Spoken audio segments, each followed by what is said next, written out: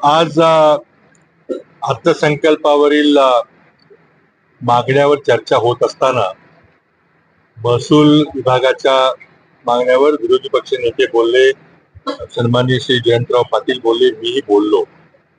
मला त्यामध्ये एकच गोष्ट नमूद करायची की आम्ही काही सरकारच्या भ्रष्टाचाराचे महत्वाचे मुद्दे सर्वांनी उपस्थित केले.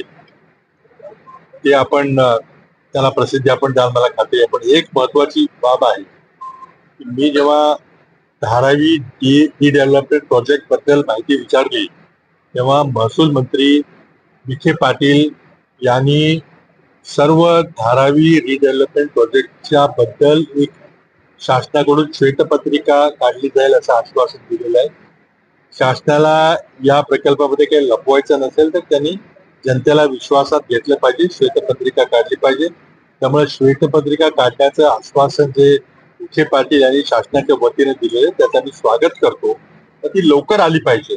त्याचबरोबर उद्योगाच्या बाबतीमध्ये जी श्वेतपत्रिका काढण्याचं आश्वासन तेही लवकर आलं पाहिजे, म्हणजे निवडणुकीच्या पार्श्वभूमीवर त्याच्यावर सकारात्मक चर्चा होऊ शकते.